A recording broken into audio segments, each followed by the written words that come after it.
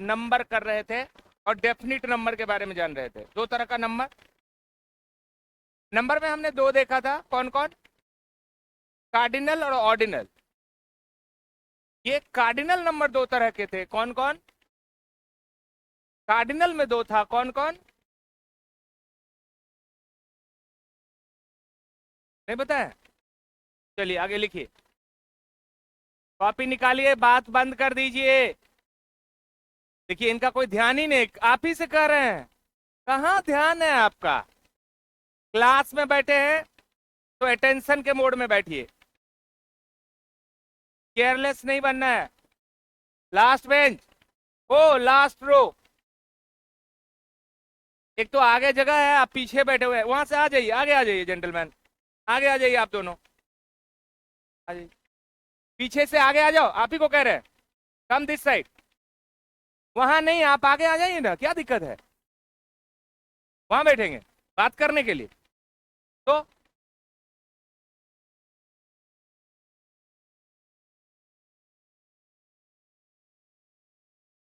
देर बात नहीं करना है, बाकी आप बात करो, कोई दिक्कत नहीं। लास्ट में क्या लिखे थे? लास्ट लास्ट कल आप नहीं आई थी, कॉपी नहीं लाई, क्या लिखी हो? नहीं प्रॉपर नहीं, एडजेक्टिव को एक्सप्लेन कर रहे हैं, एडजेक्टिव ऑफ नंबर, बस 2 पॉइंट करे थे, ये याद आ गया। चलिए अब लिखिए, जैसे कि हमने देखा कि डेफिनिट में दो है, डेफिनिट एडजेक्टिव्स के दो पार्ट है, एक कार्डिनल और ऑर्डिनल। हेडिंग बना दीजिए, डेफिनिट एडजेक्टिव्स, हेडिंग करिए DEFINITE, definite adjectives of number, definite adjectives of number, और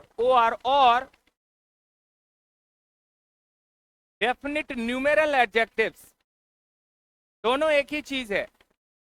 हाँ, और करके डेफिनिट एडजेक्टिव्स ऑफ नंबर बोलिए, या नंबर नहीं कह के आप उसे न्यूमेरल एडजेक्टिव्स कहिए, डेफिनिट न्यूमेरल एडजेक्टिव्स। क्या चीज के बारे में हम लिख रहे हैं? हम लिख रहे हैं डेफिनिट एडजेक्टिव ऑफ नंबर या फिर डेफिनिट न्यूमेरल एडजेक्टिव्स के बारे में लिख रहे हैं। एरो करके डैश करके आगे लिखिए। इसको हिंदी में क्या कहेंगे? ब्रैकेट में करिए, निश्चित संख्या, निश्चित संख्या या क्रमवाचक विशेषण, निश्चित संख्या या क्रमवाचक विशेषण।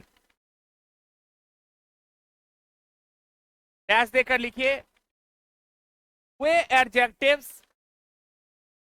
वे एडजेक्टिव्स जो व्यक्तियों, जो व्यक्तियों या वस्तुओं की, वे एडजेक्टिव्स जो व्यक्तियों या वस्तुओं की निश्चित संख्या, व्यक्तियों या वस्तुओं की निश्चित संख्या, कॉमा क्रम, जिसको ऑर्डर कहते हैं, क्रम का बोध कराते हैं, कॉमा देकर डेफिनिट एडजेक्टिव्स ऑफ नंबर कहलाते हैं, डेफिनिट एडजेक्टिव्स ऑफ नंबर कहलाते हैं। जैसे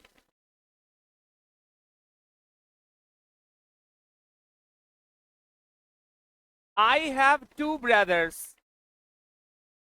I have two brothers,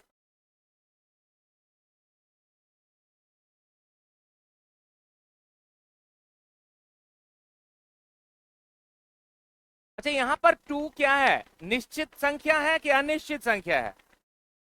निश्चित है, नहीं गिना हुआ है। यहीं पर अगर मैं कहता आई हैव सम ब्रदर्स या फ्यू ब्रदर्स तो वो इनडेफिनिट हो जाता। चलिए एक और example,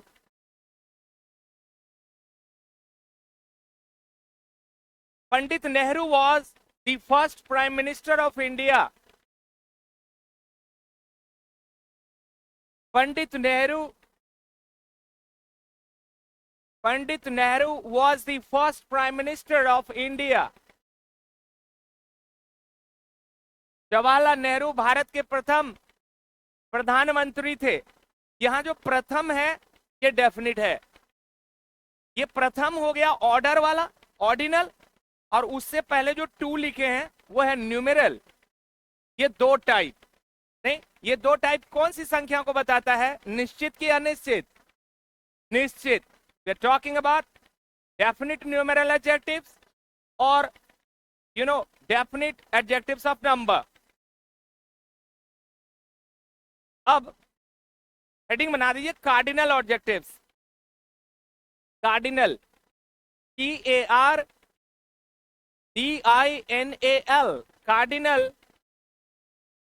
cardinal adjectives. Cardinal adjective समझ गए कौन सा है? वही 1 2 3 4 5 6, ये जो नंबर है ये कार्डिनल है. लिखिए कार्डिनल एडजेक्टिव्स के बारे में. इसको कहते हैं निश्चित संख्यावाचक विशेषण. कार्डिनल एडजेक्टिव्स को निश्चित संख्यावाचक विशेषण कहते हैं.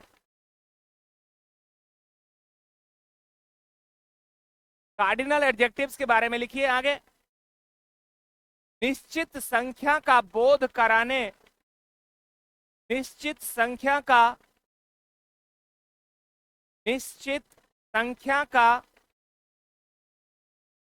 बोध कराने वाले एडजेक्टिव्स को, निश्चित संख्या का बोध कराने वाले एडजेक्टिव्स को कार्डिनल एडजेक्टिव्स कहते हैं. निश्चित संख्या की बोध कराने वाले एडजेक्टिव्स को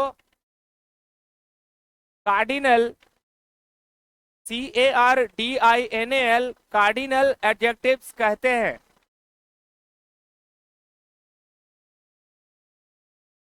एग्जाम्पल 1 2 3 4 5 6 7 डॉट डॉट etc. आइए तो 1 2 3 4 5 6 7 8 9 10 11 12 ये जो संख्या है यही है कार्डिनल नंबर. ठीक है, चलिए अब आगे बढ़ जाते हैं और इसमें सेंटेंस में एग्जांपल देना है. 1 2 3 का सेंटेंस में यूज अभी किए. I have 2 brothers. एक और एग्जांपल लिख दो सेंटेंस में.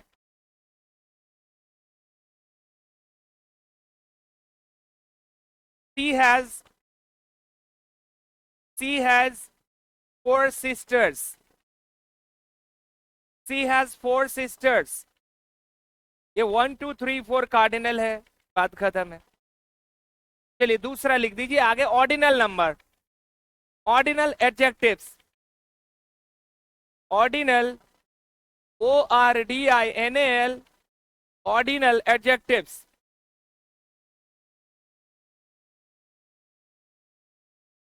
अच्छा, कार्डिनल को निश्चित संख्यावाचक विशेषण कहा और ऑर्डिनल को क्या कहेंगे? नहीं, ये संख्या नहीं, ये क्रम को बताता है. First, second, third. देखिए इसका हिंदी क्या है? निश्चित क्रमवाचक विशेषण. ऑर्डिनल को कहते हैं निश्चित क्रमवाचक विशेषण. डैश देकर लिखेंगे निश्चित क्रम का बोध कराने वाले, निश्चित क्रम का बोध कराने वाले एडजेक्टिव्स को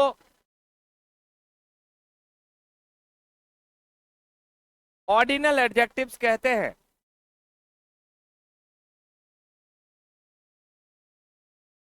निश्चित क्रम का बोध कराने वाले एडजेक्टिव्स को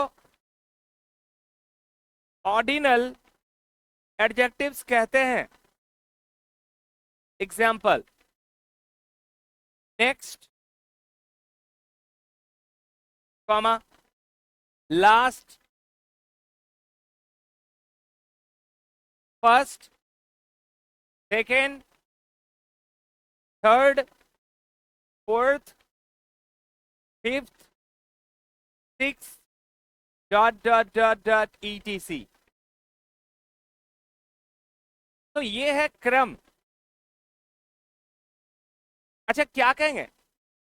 आई am the one to arrive here कि I am the first to arrive here? तो जहां क्रम की जरूरी है, ऑर्डर की जरूरी है, वहां नंबर नहीं काम करेगा। जहां नंबर की जरूरी है वहां ऑर्डर नहीं काम करेगा। राइट? चलिए आगे बढ़ते हैं।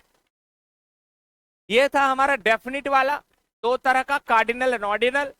एक हो गया 1 2 3 4, एक हो गया पहला, दूसरा, तीसरा, अगला, पिछला, ये वाला। चलिए अब हेडिंग बनाते हैं इनडेफिनिट एडजेक्टिव्स। इनडेफिनिट एडजेक्टिव्स, हाँ जी, हाँ हाँ, 4 आपका ये हो गया, कार्डिनल हो गया।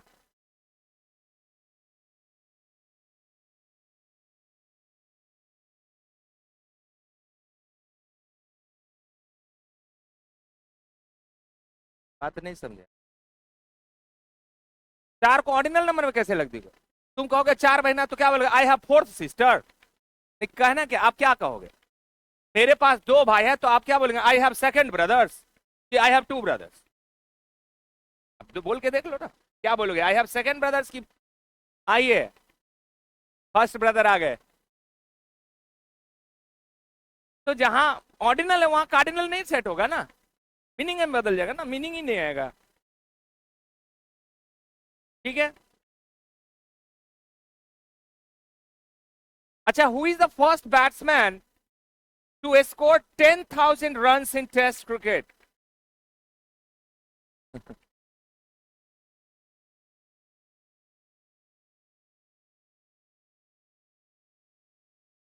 Who is the first cricketer to score the fastest 10,000 runs in Test cricket? और फर्स्ट में है सुनील गावस्कर। तो जहां पर संख्या की जरूरी है 1000, 2000, 150, वहां आप फर्स्ट, सेकंड, थर्ड कैसे लगा दो? नहीं हो। चलिए आगे बढ़ते हैं। हेडिंग बना दीजिए indefinite, indefinite number of adjectives. Indefinite, INDEFINITE, indefinite number of adjectives। और इसको और करके indefinite numeral adjectives भी कहते हैं। indefinite number of adjectives या और करके indefinite numeral adjectives। numeral, हाँ, वो संख्या को न्यूमेरल भी कहते हैं। चलिए डैश देकर लिखिए, सीधा सा बात है। डेफिनिट वाले में हम निश्चित संख्या की बात कर रहे थे, तो यहां अनिश्चित संख्या लिखा जाए। अनिश्चित संख्या का बोध, अनिश्चित संख्या का बोध कराने वाले, अनिश्चित संख्या का बोध कराने वाले एडजेक्टिव्स को इनडेफिनिट नंबर ऑफ एडजेक्टिव्स कहते हैं। अनिश्चित संख्या का बोध कराने वाले एडजेक्टिव्स को इनडेफिनिट नंबर ऑफ एडजेक्टिव्स कहते हैं। आइए, स्वागत है।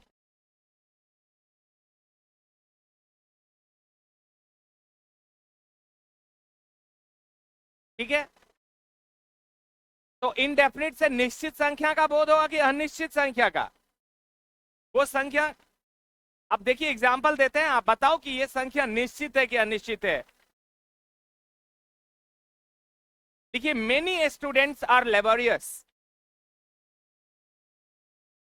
अब मेनी डेफिनिट है कि indefinite?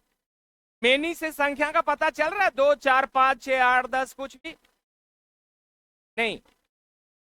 Many students are laborious. आप कहते हैं आई हैव फ्यू पेन्स। अगला example, I have few pens.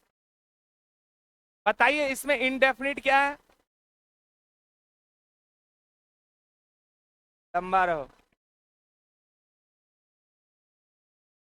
तो यहां पर फ्यू और वहां पर सम से किसी निश्चित संख्या का बोध नहीं हो रहा है। एक और एग्जांपल लिख दीजिए, most boys are gentle. Most boys are gentle. Welcome boys, be fast.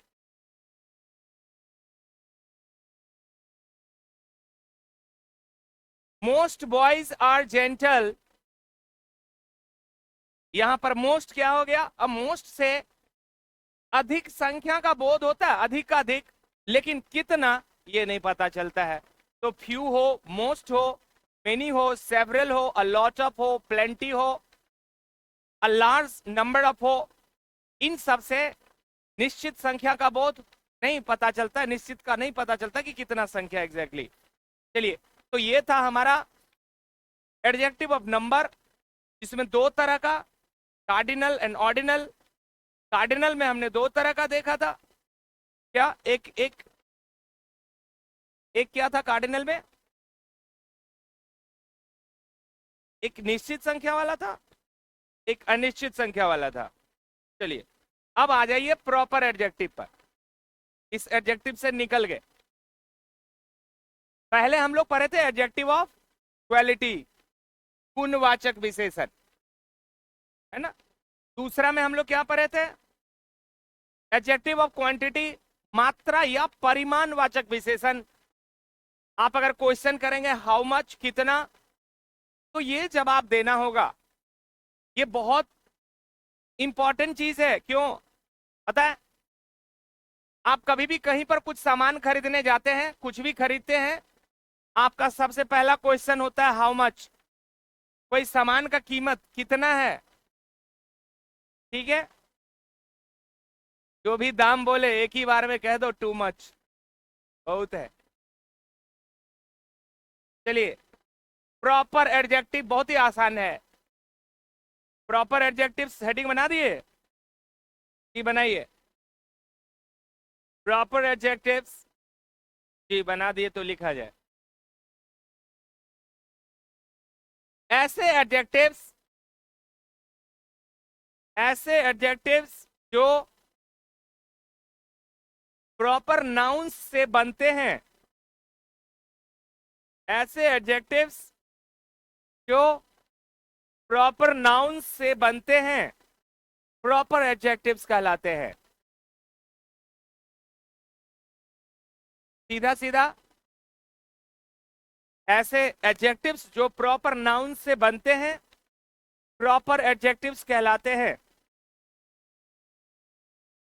एक तरफ हम कुछ प्रॉपर नाउन की लिस्ट देंगे, जिसे हमें, सॉरी, ये प्रॉपर नाउन देंगे जिससे एडजेक्टिव बना लेना है, ठीक है। एक तरफ हेडिंग कर दीजिए प्रॉपर नाउन, उधर प्रॉपर नाउन देंगे, आगे में एडजेक्टिव बनाना है आपसे। लिखिए चाइना। हाँ, पहले प्रॉपर नाउन की सेक्शन में लिखो चाइना, हल्ला नॉट, स्विट्जरलैंड,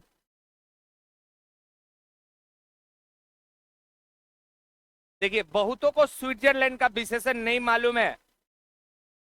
स्विस होता है, स्विस। आपने सुना होगा हमारे देश में बहुत सारे काला धन स्विस बैंक में जमा है। तो सोचते थे ये स्विस है कहाँ? It is Switzerland. स्विट्जरलैंड का स्पेलिंग SWITZERLAND, स्विट्जरलैंड। और एडजेक्टिव हो गया इसका स्विस। चाइना का विशेषण चाइनीज, CHINESE, चाइनीज। अगला है इजराइल, स्विस, SWISS, स्विस। अगला प्रॉपर नाउन है इजराइल, ISRAEL, इजराइल।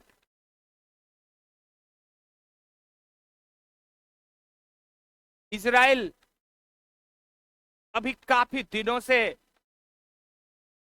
युद्ध में परेशान है।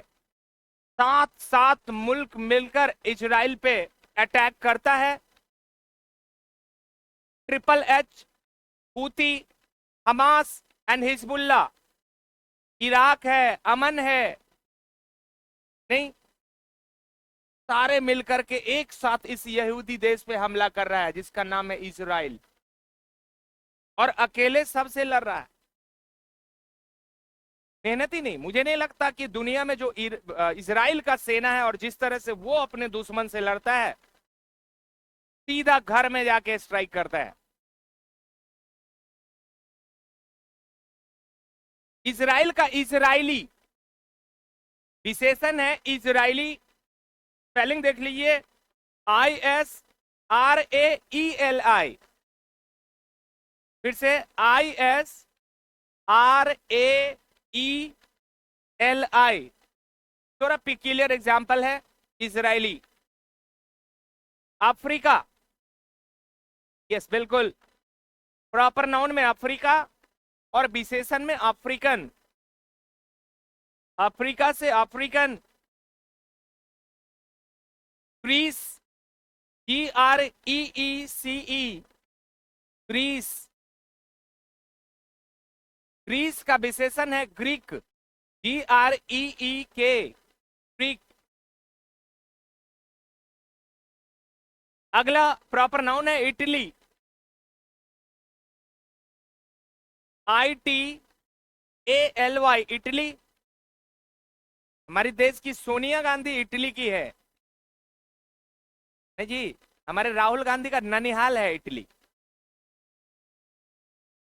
इटली, इसके विशेषण क्या हो गया? Italian, ITALIAN, Italian. France, FRANCE, France. और आप लोग इतिहास में पढ़े हैं सबसे बड़ा रेवोल्यूशन फ्रेंच रेवोल्यूशन के बारे में।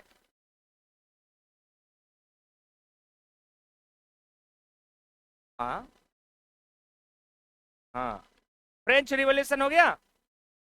चलिए और कुछ देख लेते हैं जहां गड़बड़ लगता है। इंग्लैंड, बिल्कुल सही, ENGLAND, इंग्लैंड। और इंग्लिश, इंग्लैंड का इंग्लिश, इंग्लिश का मतलब होता है अंग्रेज लोग। इंग्लैंड में रहने वाले लोगों को इंग्लिश कहते हैं। चलिए आप बताइए हॉलैंड का क्या होगा विशेषण? हॉलैंड लिखा जाए। बहुत सुंदर जवाब इधर से आया, हॉलैंड का डच। ये सब नाम अलग अलग है ना, तो नहीं याद रहता है।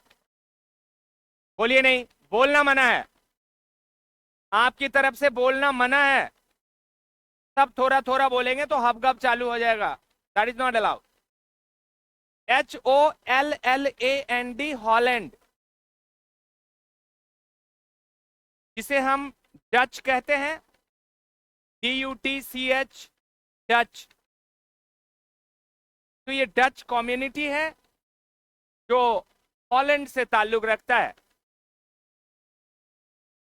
एक और वर्ड लास्ट वाला, ब्रिटेन। ब्रिटेन का विशेषण ब्रिटिश। आप हम दुनिया देख चुकी है ब्रिटिश साम्राज्य के बारे में कि दुनिया का कितना बड़ा साम्राज्य ब्रिटिश एम्पेरियलिज्म हुआ करता था। British, ETC। प्रॉपर नाउन बहुत ही आसान है, पता है हमें, प्रॉपर नाउन से बनकर ये एडजेक्टिव आता है, प्रॉपर एडजेक्टिव। बस थोड़ा सा ध्यान देना है। जैसे आपने स्विट्जरलैंड का स्विस देखा, कनाडा का कैनेडियन, नेपाल का नेपलीज, नहीं, बर्मा का बर्मीज, फ्रांस का फ्रेंच। तो इस तरह से, हाय, इस तरह से याद रखिएगा कि प्रॉपर नाउन हो। मुन्ना, कौन पे है ये? कौन है? बच्चा सब, नर्सरी क्लास वाला बच्चा सब, बच्चा बैठे रहेगा, पीछे से ओकरा कान में पेंसिल लेगा, यही सब करता है रे। चाहे वो प्रॉपर नाउन हो या प्रॉपर एडजेक्टिव हो, एक चीज याद रखना है कि इसके फर्स्ट लेटर हमेशा कैपिटल होता है। प्रॉपर नाउन या प्रॉपर एडजेक्टिव का फर्स्ट लेटर कहीं भी लिखे आप सेंटेंस में, it's first letter has to be in capital letter. चलिए आगे बढ़ जाइए। अब पॉजेसिव एडजेक्टिव्स के बारे में चलते हैं, समझते हैं। पॉजेसिव एडजेक्टिव्स, पॉजेसिव एडजेक्टिव्स जैसे कि हम लोग प्रोनाउन में भी इसको पढ़ चुके हैं।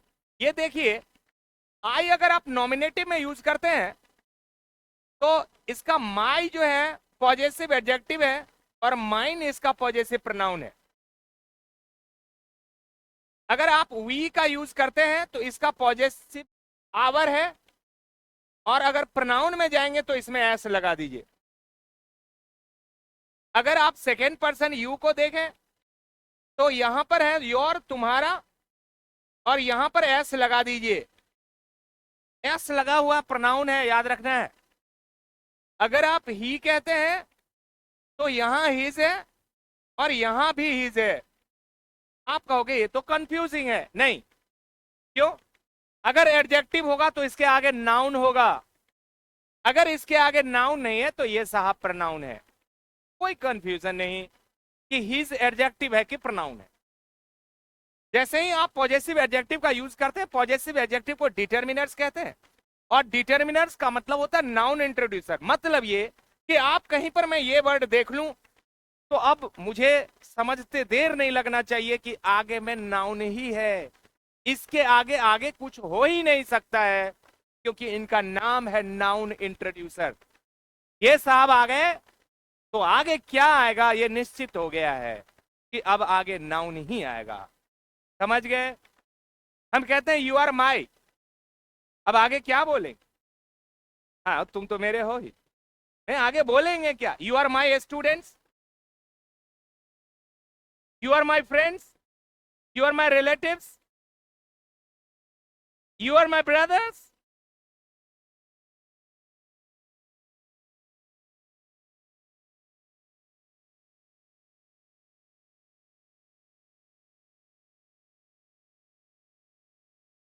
पंडित जी पंडित जी कहते हैं you are my mother.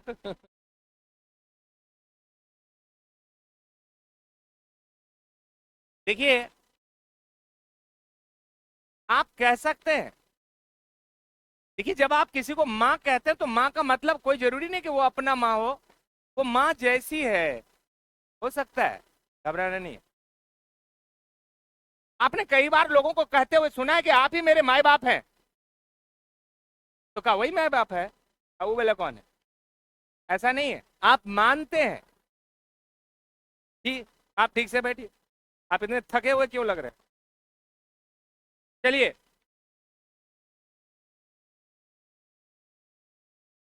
Keep मम,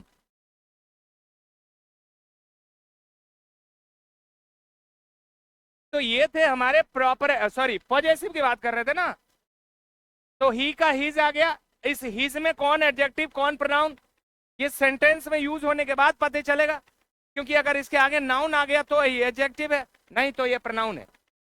टी, इसके लिए हर, और यहां पर हर्स कर देंगे। इट, इट का इट्स होता है।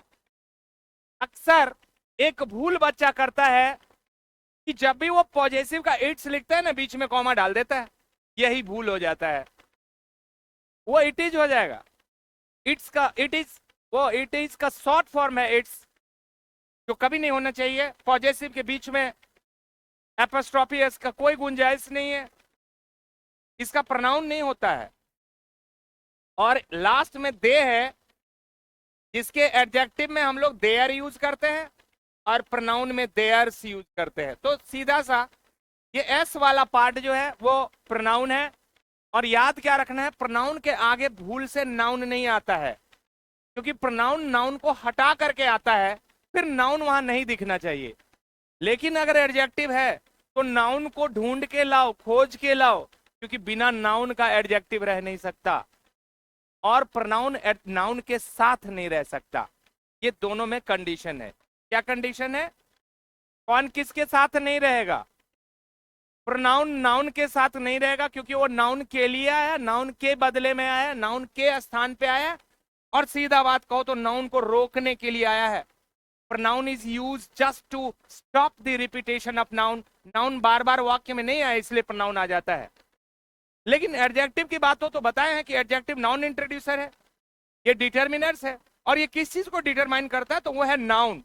तो नाउन आगे में निश्चित होना चाहिए, तभी वो एडजेक्टिव होगा। आगे बढ़ो।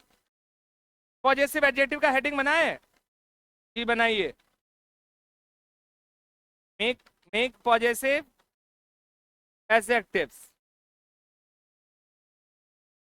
लिखिए, स्वामी या मालिक का बोध कराने वाले। स्वामी, स्वामी या मालिक का बोध कराने वाले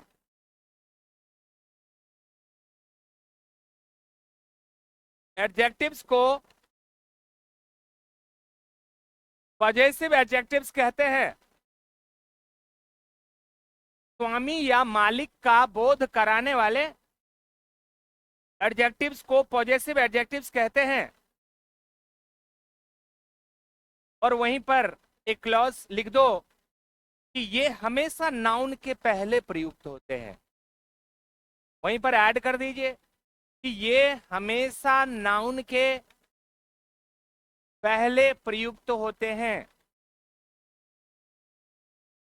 ये हमेशा नाउन के पहले प्रयुक्त होते हैं।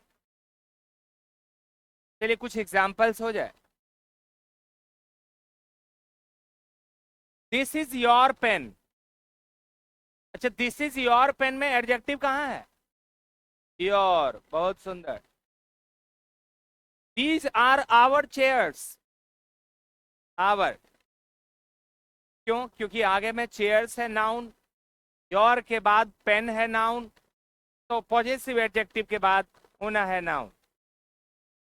क्योंकि हमने जाना कि पॉजेसिव एडजेक्टिव का यूज हमेशा नाउन के पहले होता है। एनी दिक्कत? नो दिक्कत। चलिए अब आगे बढ़ते हैं। डिस्ट्रीब्यूटिव एडजेक्टिव, अगला एडजेक्टिव की तरफ बढ़ जाइए। मूव टू अगला। Distributive, DISTRIBUTIVE, distributive adjectives.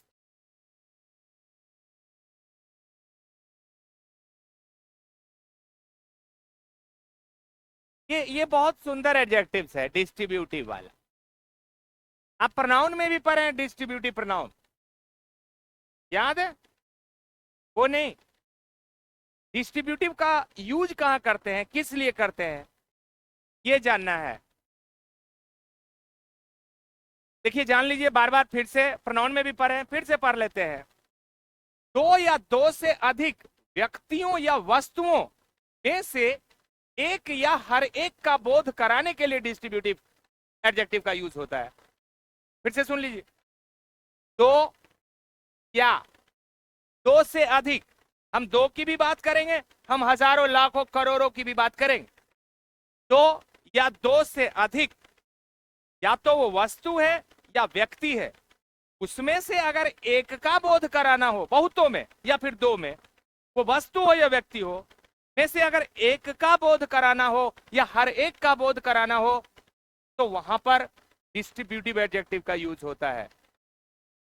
फिर से बोलते हैं, दो या दो से अधिक वस्तुओं और व्यक्तियों में से एक का बोध कराने के लिए हम क्या यूज करते हैं? Distributive adjective. मान लिया जाए कि हमारे क्लास में बहुत सारे विद्यार्थी बैठे हुए हैं, जहां पर दो है कि दो से अधिक है? अधिक है। अच्छा देखिए, मैं हर एक का बात करना चाहता हूं, एक एक स्टूडेंट का बात करना चाहता हूं, तो मैं यहां डिस्ट्रीब्यूटिव लगाऊंगा। हम कहते हैं कि every student in my class is sincere. मेरे क्लास का हर बच्चा सिंसियर। अब कोई कंप्लेन नहीं करेगा कि सर आप हमको क्यों नहीं इसमें शामिल।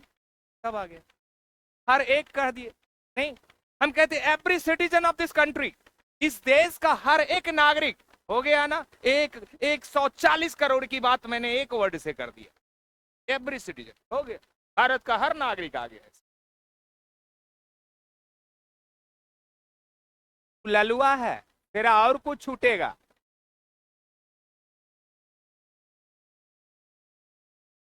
डिस्ट्रीब्यूटिव एडजेक्टिव समझ गए?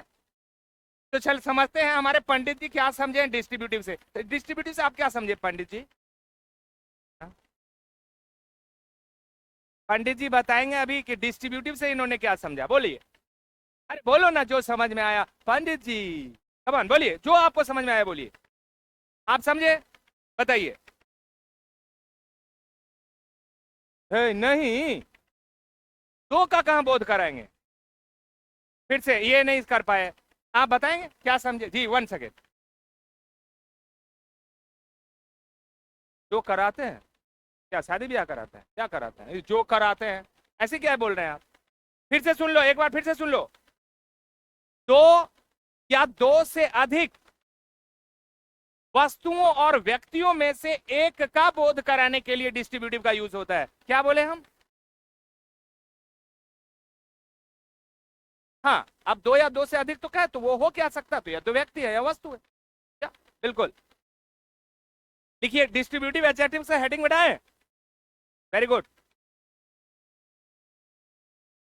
लिखिए, इसको हम हिंदी में सुंदर से लिख लेते हैं। दो या दो से, दो या दो से अधिक व्यक्तियों या वस्तुओं में से प्रत्येक या एक, बात एक ही हुआ, में से प्रत्येक या एक का बोध कराने वाले एडजेक्टिव्स को डिस्ट्रीब्यूटिव एडजेक्टिव्स कहते हैं। एकदम क्लियर समझ में आना चाहिए कि क्या बोल रहे हैं। डिस्ट्रीब्यूटिव एडजेक्टिव्स कहते हैं।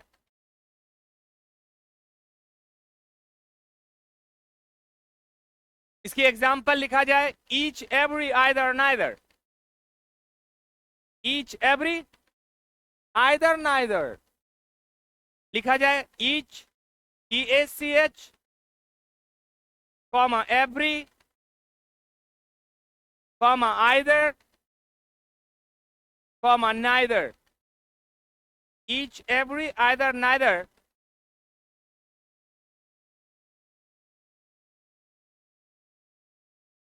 अब इस बात को थोड़ा सा और समझते हैं बढ़िया से। ये है हमारा each every either neither, each और एवरी। मैं इस दोनों का भी यूज समझाता हूं, पहले आप को समझो। और दूसरा कैटेगरी है इसी में, ईदर और neither.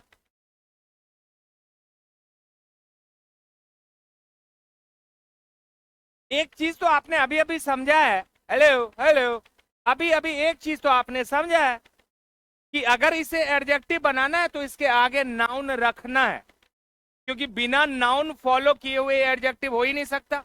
One thing which is very clear. दूसरी बात, कुछ जो अभी हम पार्ट एडजेक्टिव्स के पढ़ रहे हैं, इसके बारे में हम लोग प्रोनाउन में भी डिस्कस किए हैं। डिस्ट्रीब्यूटिव एडजेक्टिव होता है तो डिस्ट्रीब्यूटिव प्रोनाउन भी होता है, डिमॉन्स्ट्रेटिव एडजेक्टिव होता है तो डिमॉन्स्ट्रेटिव प्रोनाउन भी होता है, पॉजेसिव एडजेक्टिव होता है तो पॉजेसिव प्रोनाउन भी होता है। तो अंतर क्या है? यही वर्ड है एग्जाम्पल प्रोनाउन में भी और यही एडजेक्टिव में। अंतर क्या है? इसके आगे नाउन दे दिए तो एडजेक्टिव है, नाउन नहीं दिए तो प्रोनाउन है। सीधा सवाल। कुछ एग्जांपल्स देते हैं, आपको समझना है कि ये एडजेक्टिव है कि प्रोनाउन है। हम कह रहे हैं कि, कह रहे हैं हम कि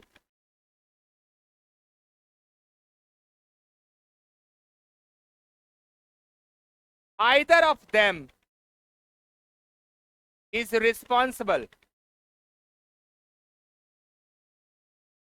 मुझे जानना है कि यहां आइदर एडजेक्टिव है कि प्रोनाउन है,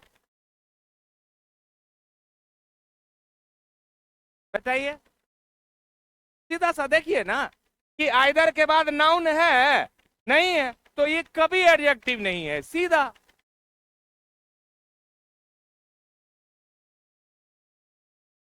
नहीं समझे? क्या समझे? यस, चलिए। अच्छा, वही चीज यहाँ भी ईच एवरी के साथ है। नहीं, अगर मैं कहूँ ईच ऑफ यू, तुम में से प्रत्येक प्रोनाउन है। लेकिन अगर यहीं पर कहें each student, each boys, each girl, नहीं, एडजेक्टिव हो गया। सीधा सा दिमाग में रखना है, ईच एवरी आइदर नाइदर के बाद अगर नाउन फॉलो हुआ तो एडजेक्टिव है, नाउन नहीं है, कहीं भी है, कभी भी है, कैसे भी है, ये प्रोनाउन है। चलिए लिखिए आगे। डिस्ट्रीब्यूटिव एडजेक्टिव्स के बारे में लिखा हमने, एग्जांपल लिख दिए, ईच एवरी आइदर नाइदर। ठीक है जी, वहीं पर लिख दीजिए ईच एवरी आइदर नाइदर का प्रयोग। ठीक है, आगे। का प्रयोग जब नाउन के पहले होता है, का प्रयोग जब नाउन के पहले होता है, कॉमा,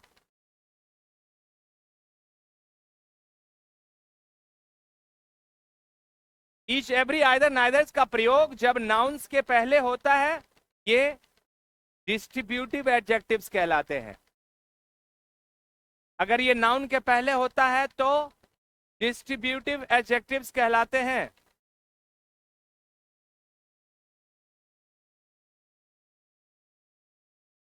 और सीधा सा है कि अगर इसका प्रयोग नाउन से पहले नहीं होता है तो ये डिस्ट्रीब्यूटिव प्रोनाउन है। आगे लिख दीजिए आपकी समझदारी के लिए। बात समझ गए? अगर each every either neither noun से अगर पहले नहीं होता है तो ये प्रोनाउन है। ये बात लिख दी। नाउन का होना एडजेक्टिव कहलाना, नाउन का ना होना प्रोनाउन बन जाना। क्या? तो यहां पर कुछ एग्जाम्पल सेंटेंस में ले लीजिए। Each girl has a book, each girl has a book. यहां ईच एडजेक्टिव है क्योंकि आगे गर्ल नाउन है। आगे में अगला example, every man is emotional, every man, every man is emotional.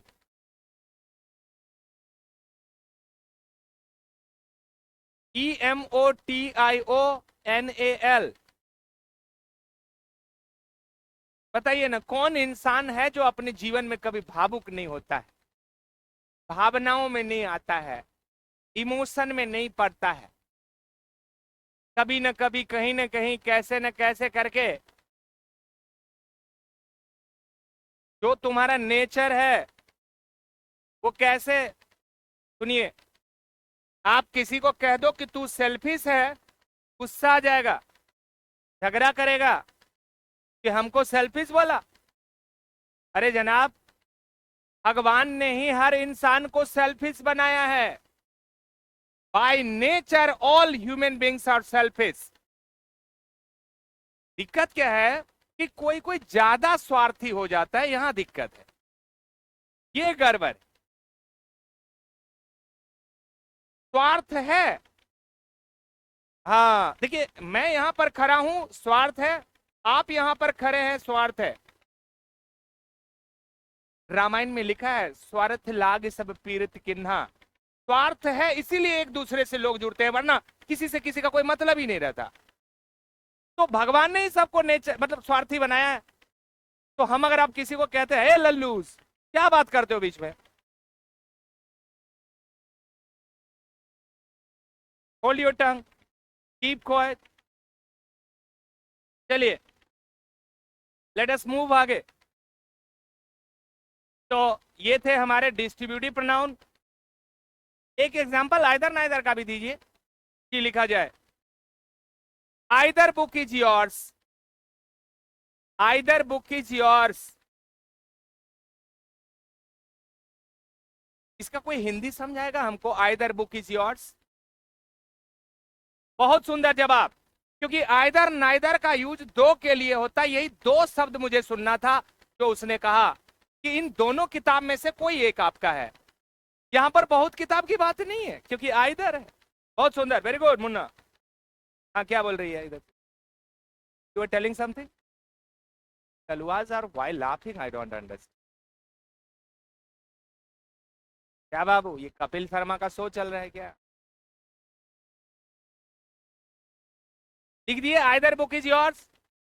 अगर मैं ये कहूं कि neither boy is handsome, neither boy is handsome, हाँ, दोनों में से एक भी नहीं है सुंदर, सुंदर है।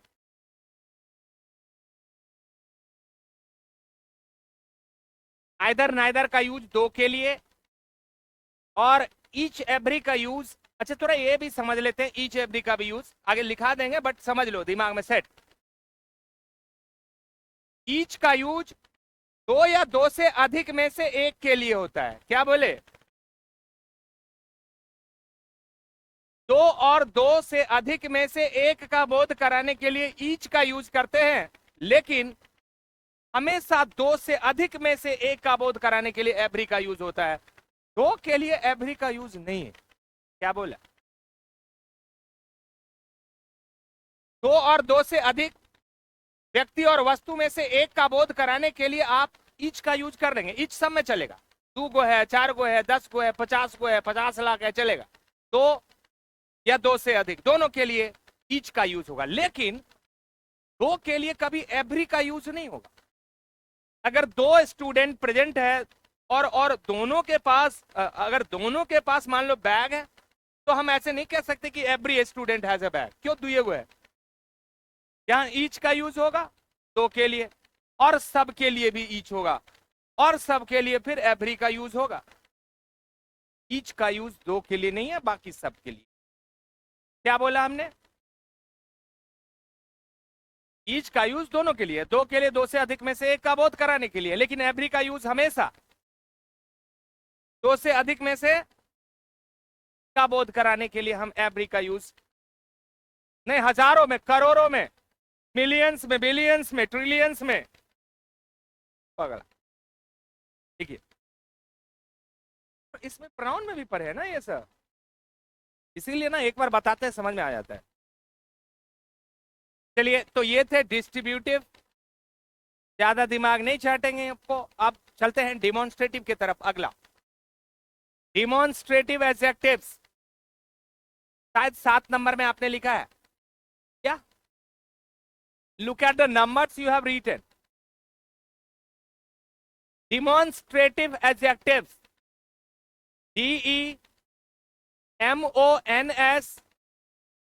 DEMONSTRATIVE, demonstrative adjectives। तो डिमॉन्स्ट्रेटिव का मतलब होता है किसी भी चीज को पॉइंट आउट करने के लिए, इंडिकेट करने के लिए, दर्शाने के लिए, इंगित करने के लिए, बताने के लिए कि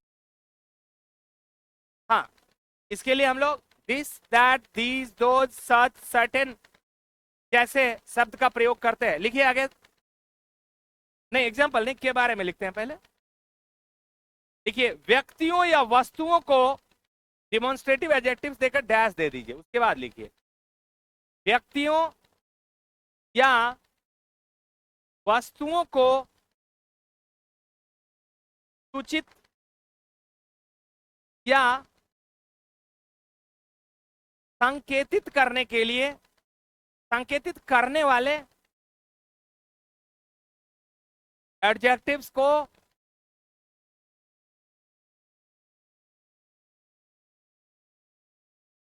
डिमॉन्स्ट्रेटिव एडजेक्टिव्स कहते हैं। फिर से एक बार रिपीट करते हैं, व्यक्तियों या वस्तुओं को इंगित या संकेतित करने वाले एडजेक्टिव्स को डेमोन्स्ट्रेटिव एडजेक्टिव्स कहते हैं।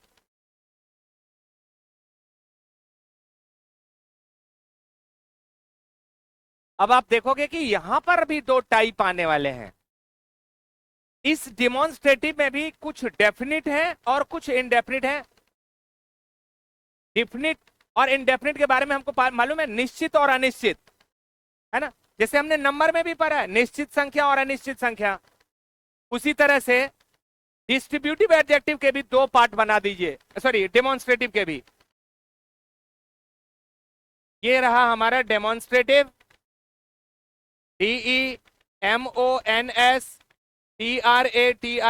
डेमोन्स्ट्रेटिव, JECTIVES, ये है नहीं। अब इसके दो पार्ट हैं। पहला में लिखिए, फर्स्ट में definite demonstrative adjectives, DEFI, first में DEFINITE, definite demonstrative adjectives, definite demonstrative adjectives. और इसका दूसरा जो टाइप होगा वो होगा इनडेफिनिट। सेकंड वाले में लिख दीजिए इनडेफिनिट डेमोन्स्ट्रेटिव एडजेक्टिव्स।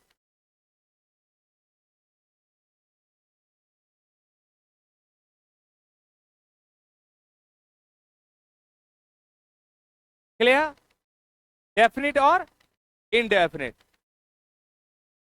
अब हम इन दोनों को, पहले हम डेफिनिट एडजेक्टिव्स को देख लेते हैं, फिर इनडेफिनिट को देखेंगे। लिखिए, पहला फर्स्ट पॉइंट कर दीजिए, डेफिनिट डेमोन्स्ट्रेटिव एडजेक्टिव्स देकर डैश दे दीजिए।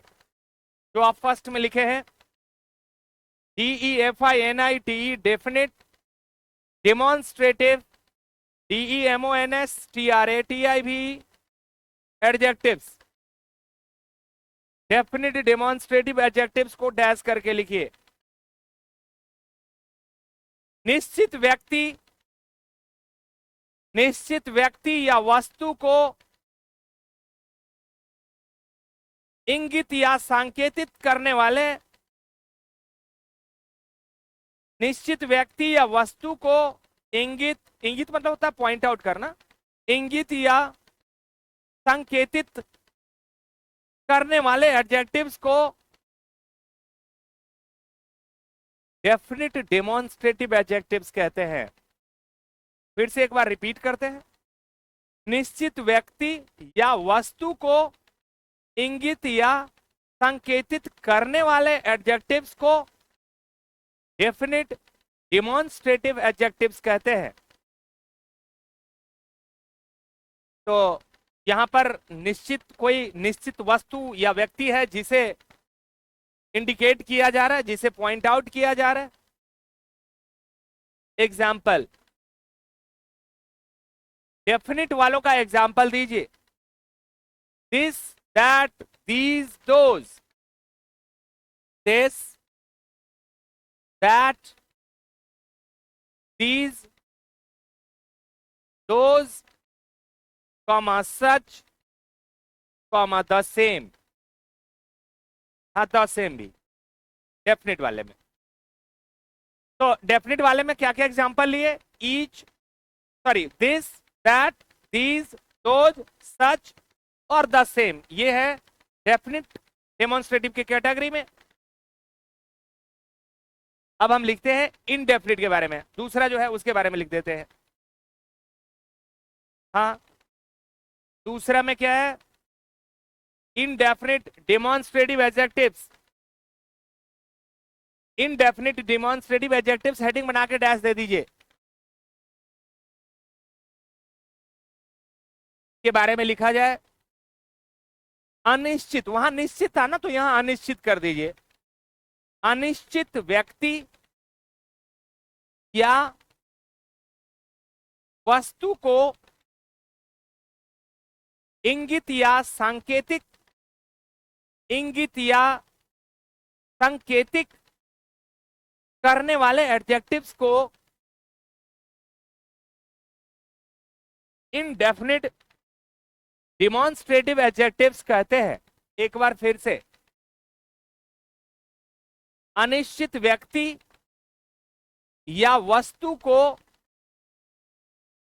इंगित या संकेतिक करने वाले एडजेक्टिव्स को इनडेफिनिट डेमोन्स्ट्रेटिव एडजेक्टिव्स कहते हैं। इसका प्रयोग वहीं पर ऐड कर दो, इसका प्रयोग खास अर्थ में होता है। इसका प्रयोग खास अर्थ में होता है।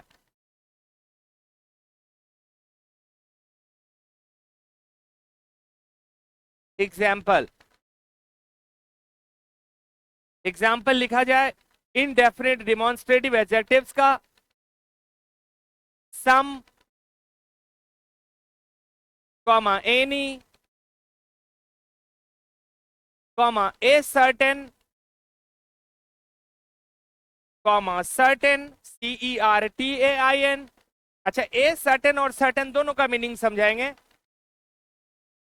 सर्टेन है, ए सर्टेन है, comma other, comma another, comma any other. फिर से एक बार, जो इनडेफिनिट डेमोन्स्ट्रेटिव एडजेक्टिव है उसके एग्जांपल को एक बार और देख लो। Some, any, a certain, certain, other, another और any other. Other, another, any other, certain, a certain और फिर सम और एनी, ये इनडेफिनिट डिमॉन्स्ट्रेटिव एडजेक्टिव्स है। इसके कुछ सेंटेंस में एग्जांपल देते हैं। इनडेफिनिट डिमॉन्स्ट्रेटिव एडजेक्टिव्स के सेंटेंस में एग्जांपल देते हैं, मीनिंग भी समझाएंगे। लिखिए, यू मेट MET की एग्जांपल सेंटेंस में, यू मेट MET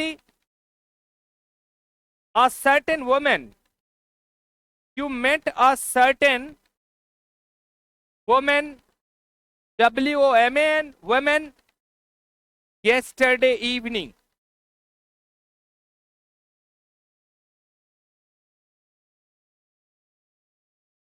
चलिए समझते हैं सर्टेन का मीनिंग क्या होता है। सर्टेन का मीनिंग होता है अज्ञात। अज्ञात का मतलब हुआ जिसको आप जानते हैं कि नहीं जानते हैं। तो अगर मैं कहता हूं कि you met a certain women yesterday, इसका मीनिंग क्या हुआ जी? कल आप एक अज्ञात महिला से मिले। अच्छा, आप जिस महिला से मिले आप उसे जानते थे? अज्ञात महिला का मतलब हुआ नहीं। सर्टेन, एक चीज ध्यान देना, ए सर्टेन के साथ सिंगुलर नाउन आता है और सर्टेन अगर ए हटा देंगे तो सर्टेन के साथ प्लूरल नाउन आता है आगे। सर्टेन बॉय होगा कि बॉयज होगा? बॉयज होगा। और अगर ए सर्टेन लगा दे तो बॉय होगा। ये जान लिए। सर्टेन, ए सर्टेन का मतलब क्या होता है? तो अज्ञात। ठीक है, मान लिया जाए कि गेट पे कुछ लड़के खड़े हैं, हमने आपको कहा कि देखो जी कौन कौन खड़ा है, तो आप क्या कहोगे? सर कुछ अज्ञात लड़के खड़े हैं। इसका मतलब क्या कि उन लड़कों को आप नहीं पहचानते हैं। ठीक है, तो आप कहोगे certain boys, certain students, certain persons, certain people are standing outside. चलिए, ये था हमारा डिमॉन्स्ट्रेटिव एडजेक्टिव के इनडेफिनिट पार्ट। इसमें दो पार्ट आया था। डेफिनिट में this, that, these, those, such, ये आया था द सेम। और इनडेफिनिट में क्या आ गया? Some, any, a certain, certain, other, any other, another भी। अब आते हैं, आगे बढ़ जाते हैं इंटरोगेटिव एडजेक्टिव्स की तरफ। चलिए, अगला टाइप, अगला part, interrogative adjectives. Interrogative adjectives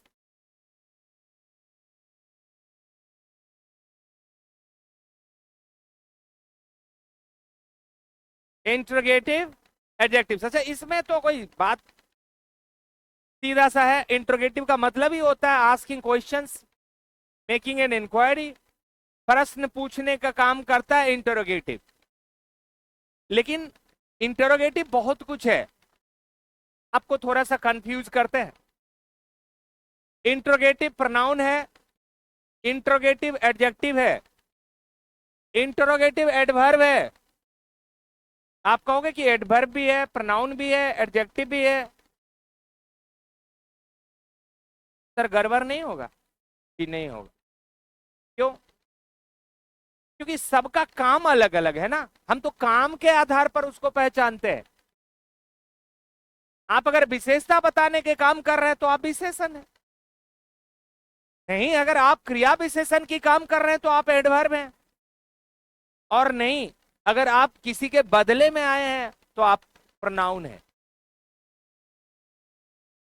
सबसे पहले इसका एग्जांपल लिख लेते हैं, फिर हम तीनों कैटेगरी को समझते हैं। इंट्रोगेटिव प्रोनाउन भी समझेंगे, इंट्रोगेटिव एडवर्ब भी समझेंगे, इंट्रोगेटिव एडजेक्टिव भी समझेंगे। हेलो, लिखिए इंट्रोगेटिव एडजेक्टिव के बारे में। प्रश्न पूछने के लिए प्रयुक्त, प्रश्न पूछने के लिए प्रयुक्त, प्रश्न पूछने के लिए प्रयुक्त किए जाने वाले एडजेक्टिव्स को, प्रश्न पूछने के लिए प्रयुक्त किए जाने वाले एडजेक्टिव्स को इंटरोगेटिव एडजेक्टिव्स कहते हैं। जैसे Which pen is yours? Which pen is yours? दूसरा example, Whose notebook is this?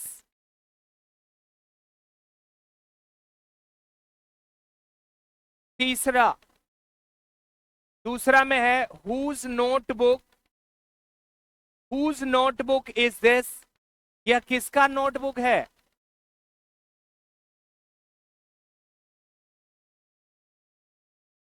और तीसरा, एक और एग्जाम्पल दे देंगे, What book do you want to read? आप कौन सी किताब पढ़ना चाहते हैं? What book do you want to read? What book do you want to read? आप कौन सी किताब पढ़ना चाहते हैं? चलिए, आपने यहां पर तीन वर्ड देखा इंट्रोगेटिव के तौर पे। एक which है, एक whose है, और एक what है। गौर से देखिएगा, आप कहें तो इसको प्रोनाउन बना दे, आप कहो तो इसको एडजेक्टिव बना दे। सर ऐसे कैसे बनेगा? अरे बनेगा, इसके आगे नाउन दे दो एडजेक्टिव हो गया, इसके आगे से नाउन चुरा लो प्रोनाउन हो गया। मैं एग्जांपल देता हूं, मैं पूछता हूं व्हाट इज योर नेम? तुम्हारा नाम क्या है? हेलो, इफ आई से hello hello hello, if I say what is your name and then if I ask ये what यहां क्या है, तो क्या बोलोगे? एडजेक्टिव क्यों नहीं है? आगे में नाउन नहीं है। ठीक उसी तरह से whose भी है, what भी है, which भी है। अगर मैं ये कहूं कि which is your book, तुम्हारा किताब कौन सा है? देखिए which is your book, और यहीं पर कह देंगे which book is yours। तो जब बुक को आगे ले आएंगे तो योर में एस लगा देंगे, क्योंकि इसको प्रोनाउन बनाना है, आगे से नाउन हट जाएगा। which is your book, तुम्हारा कौन सा किताब है, ये which प्रोनाउन है, और इसी को बना दीजिए बुक को पहले लेकर, क्या बनाओगे? which book। अब योर के बाद बुक नहीं ना है तो योर नहीं रहेगा, अब योर्स हो जाएगा। which book is yours, यहां पर ये एडजेक्टिव हो गया। दो चीज तो देखा। अब हमें जानना है कि मान लीजिए हम कहते हैं वेयर, बताइए इस वेयर को आप क्या बनाओगे? Adjective, pronoun, adverb? जी तुम सही हो। वेयर हमेशा एडवर्ब ऑफ प्लेस है, वेयर कभी प्रोनाउन नहीं बन सकता, वेयर कभी एडजेक्टिव नहीं बन सकता, ये वेयर तो एडवर्ब है। चार वर्ड को याद रखना हमेशा। ये देखिए, हाउ हमेशा एडवर्ब है, मैनर बताता है, adverb of manner. Adverb of manner tells you how an action is done, कोई भी काम कैसे होता है, उस काम के होने के ढंग को मैनर कहते हैं, और मैनर जानने के लिए हमेशा क्वेश्चन हाउ से होता है, कैसे नहीं, वो कैसे चल रहा था, वो कैसे खेल रहा था, वो कैसे काम कर रहा था, वो कैसे लिख रहा था, कैसे, हाउ मैनर बताता है। ये एक वाई है जो हमेशा रीजन बताता है। किसी भी काम के होने का रीजन बताने के लिए आपको वाई लगाना होगा। अगर आपको काम का रीजन जानना है तो वाई, कैसे, इसलिए, इस प्रकार, इस तरह से, ये जो हैंस, दस, देयरफॉर, सो, ये जो वर्ड है ये एडवर्ब ऑफ रीजन है। और ये वाई कभी प्रोनाउन नहीं है, कभी एडजेक्टिव नहीं है, ये हमेशा एडवर्ब है। वाई क्या है? Adverb of reason. हाउ क्या है? Adverb of manner. और व्हेन ये एडवर्ब ऑफ टाइम है। Adverb of time tells you the time of an action, कोई भी काम होने की समय। आप कहते हैं हम जाएंगे, हम पूछते हैं कब, आप कहते हैं आज, आज टाइम है। Today, tomorrow, yesterday, now, then, earlier, before, previous, ये सब टाइम का बोध कराता है। और किसी भी काम के होने की अगर समय को जानना है तो सीधा व्हेन से क्वेश्चन कर दो। व्हेन से क्वेश्चन करोगे टाइम मिलेगा, वाई से क्वेश्चन करोगे रीजन मिलेगा, वेयर से क्वेश्चन करोगे प्लेस मिलेगा। वेयर से क्वेश्चन करोगे, अच्छा प्लेस का example, here, there, inside, outside, up, down, near, away, ये जो यहां वहां जहां था, ये क्या है? ये एडवर्ब है। तो इन चारों, ये देख लो एक बार, ये चारों WH क्वेश्चन है, ये कभी प्रोनाउन नहीं है, ये कभी एडजेक्टिव नहीं है, ये हमेशा एडवर्ब है। एडवर्ब, ठीक है। तो थोड़ा एडवर्ब के बारे में भी जान लिए, आगे बढ़िए। तो इंट्रोगेटिव एडजेक्टिव्स के बारे में हमने जाना। टाइम कहाँ हो गया? टाइम हो जाएगा तो हम छोड़ देगा। ऐसा कोई हार्ड एंड फास्ट तो रूल नहीं है कि 8:30 में शार्प आपको छोड़ देना है, नहीं। आपका क्लास रहता है 7 बजे, तो आते हैं 7:30 बजे, 7:45 बजे। तुम्हारे लिए कानून नहीं है, मेरे लिए कानून है। ये संविधान नहीं चलेगा। जो गति तोरा सो गति मोरा, रामाय रामा। आगे बढ़ो, पगला सा अपने नियम नहीं फॉलो करता, हमसे करवाएगा। चलिए अगला 9 नंबर में एम्फसाइजिंग एडजेक्टिव को भी देख लेते हैं फटाफट, क्योंकि ये इंट्रोडक्शन हो गया ना, तो अगले दिन काम आसान हो जाएगा, एक दिन में खत्म हो जाएगा, समय लगता है सब में। Yes, emphasising adjective, EMPHASIZING। एक बार फिर से स्पेलिंग, EMPHASIZING, एम्फसाइजिंग एडजेक्टिव्स। आपको बताए थे कि एम्फसाइजिंग एडजेक्टिव का काम होता है, ये जो सब्जेक्ट पार्ट होता है ना, उस पर बल देने का काम करता है, जोर देने का काम करता है, एम्फेसाइज करता है, प्रेशराइज करता है, बल देता है, फोर्स के बारे में लिखिए डैश देकर। ओन, OWN, ओन, तथा, ओन तथा वेरी का प्रयोग जब नाउन्स के पहले नाउन्स पर जोर डालने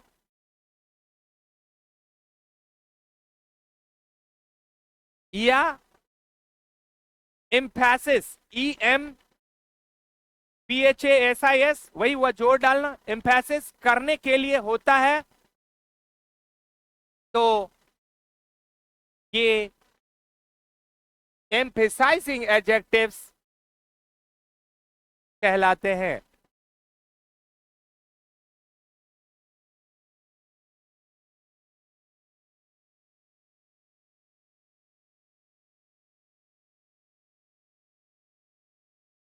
जैसे हम एक सेंटेंस कहते हैं कि ही saw his he saw his beloved on road with his own eyes.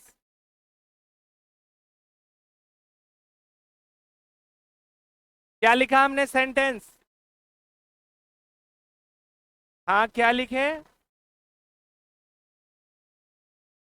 beloved beloved on the road with his own eyes. अच्छा, उसने अपने प्रेमिका को अपनी आंखों से रोड पे देखा, कोई पड़ोसी नहीं बताया, खुद देखा। किसकी आंख से देखा?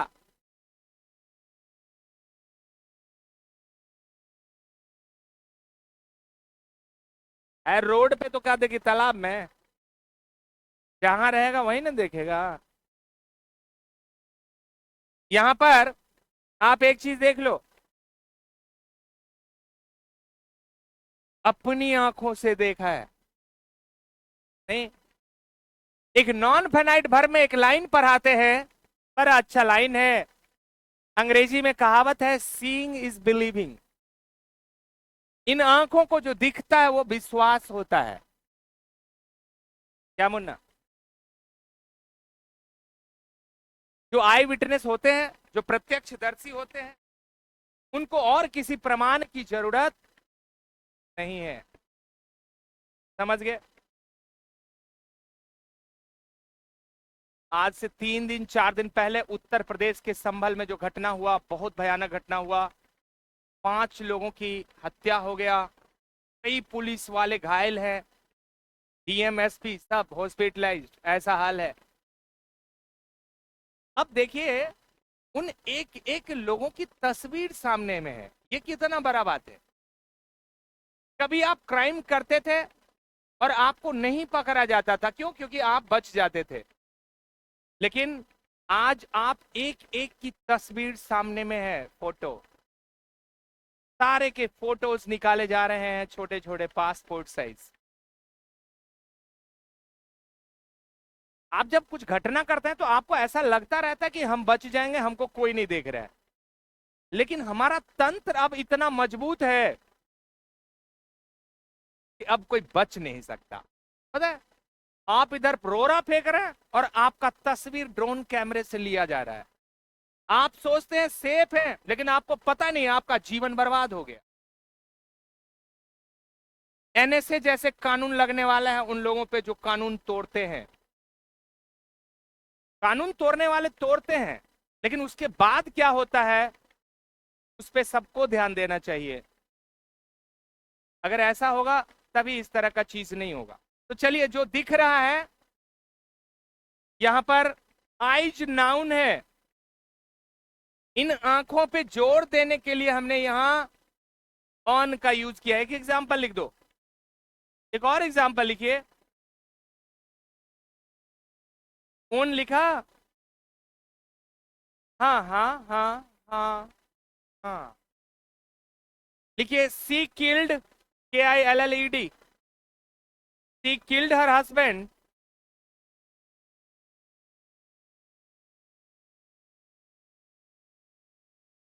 नहीं, ससुर को मार। ससुर को मार के क्या मिले?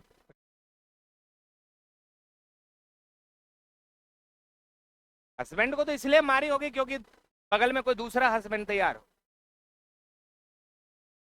ए, क्या बात कर रहे हो? ये आजकल ये तो लव जिहाद सब चलता ही है, तो बहुत कॉमन बात है। कौन सा है? कोई नया बात थोड़ी है। She killed her husband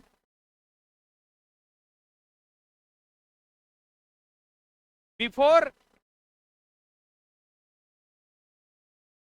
before his very eyes.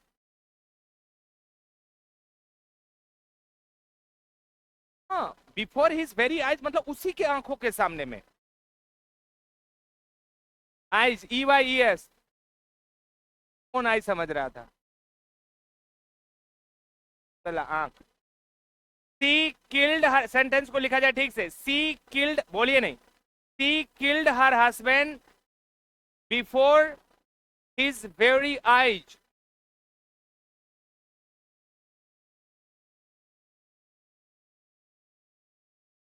चलिए यहां पर हेरी जो है उसको अंडरलाइन कर दीजिए, ये एम्फेसाइजिंग एडजेक्टिव है उसी के सामने में। तो ये है sorry emphasizing adjectives.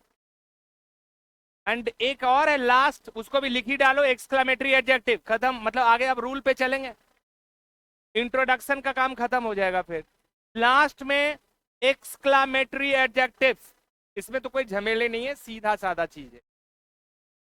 EXCLAMATORY adjectives लिखिए। एक्सक्लेमेटरी एडजेक्टिव्स में डैश देकर व्हाट, WHAT, व्हाट का प्रयोग, व्हाट का प्रयोग जब आश्चर्य के भाव का बोध कराने के लिए, व्हाट का प्रयोग जब आश्चर्य का बोध कराने के लिए होता है तो वह एक्सक्लेमेटरी एडजेक्टिव्स, तो वह एक्सक्लेमेटरी एडजेक्टिव्स कहलाता है। Example, what a big building it is, what a big building it is। हाँ, कितना लंबा बिल्डिंग है रे। what a big building it is, यहां what एक्सक्लेमेटरी एडजेक्टिव्स है, क्योंकि एक और एग्जांपल दीजिए, what a big fool, इतना बड़ा मूर्ख, बहुत बड़ा, what a big fool। एक चीज याद रखना, एक्सक्लेमेटरी सेंटेंस जब भी कभी व्हाट से बनेगा ना, तो आगे में नाउन के पहले ए और एन लगाना ही होगा। अगर नहीं लगाओगे तो सेंटेंस गलत। व्हाट गर्ल यू आर नहीं, what a girl you are. What place it is नहीं, what a place it is, what a scene. ठीक है, ए और एन। अच्छा कहते हैं ना, वाओ क्या आइडिया है, ओ व्हाट एन आइडिया, वहां पर एन नहीं दोगे, गलत हो जाएगा। ए क्या मूर्खता है, व्हाट अ फॉली, देखो फॉली हो रहा है, फॉली। नहीं नहीं, पंडित जी को नहीं, पंडित शांत रहते हैं। दिक्कत यही है कि पंडित जी कुछ ज्यादा शांत रहते हैं, इतना शांत रहना भी ठीक नहीं है। तो today's class is being over, that's all for today. फिर हम अगले दिन मिलेंगे और इस एडजेक्टिव्स के और रूल्स के बारे में पढ़ेंगे। अभी तो इंट्रोडक्शन हुआ है, अब इसको कहां कैसे यूज करना है, किस परिस्थिति में, उस पर चर्चा करेंगे।